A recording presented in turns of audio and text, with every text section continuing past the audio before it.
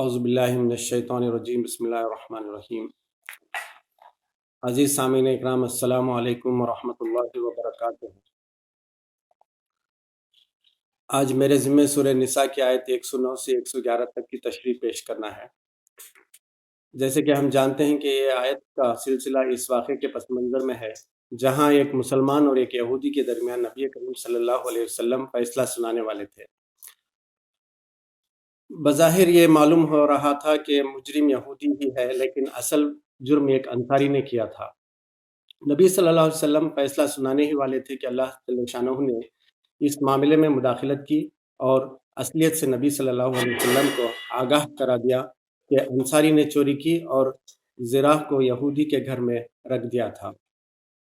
اگر نبی صلی اللہ علیہ وسلم ایک قاضی کی حیثیت سے رودات کے مطابق فیصلہ کر دیتے تو کوئی گناہ نہیں تھا، لیکن اللہ اس واقعے کے ذریعے ہمیں یعنی امت مسلمہ کو ایک عظیم سبق سکھا رہے ہیں، اور وہ یہ ہے عدل کا، انصاف کا۔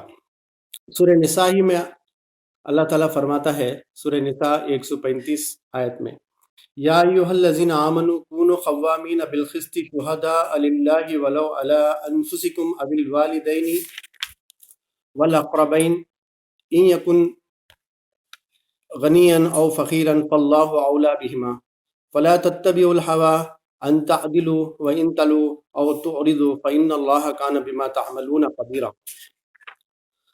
اے لوگوں جو ایمان لائے ہو، انصاف کے علم بردار اور خدا واسطے کے گواہ بنو، اگرچہ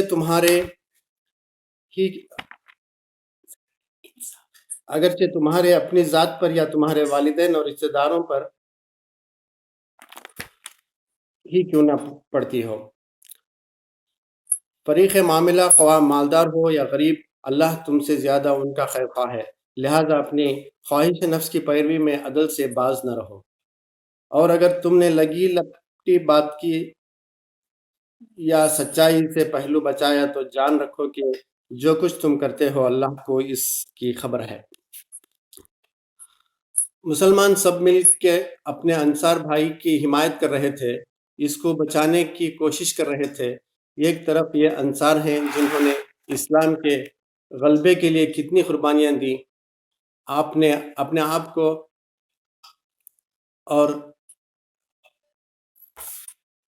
اپنے شہر کو نبی صلی اللہ علیہ وسلم کریم کے لیے دے دیا، صحابہ کو پناہ دی۔ دوسری طرف وہ یہودی ہیں جو اللہ کا اور رسول کا انکار کرنے والے تھے، مسلمانوں کے کھلے دشمن، مسلم جماعت کو تکلیف دینے کا، ستانے کا کوئی موقع ہاتھ نہ جانے دینے والے، ہر دن مسلمان کے خلاف نئی چال چلنے والے، دھوکے باز اور مکار قسم کے لوگ۔ لیکن اس معاملے میں حق پر یہودی تھا۔ اللہ نے اس واقعے کو اسی لیے ہائی لائٹ کیا کیونکہ یہ سبق دے سکے کہ انصاف ہے، اس میں تعصب سے کام نہیں لینا چاہیے۔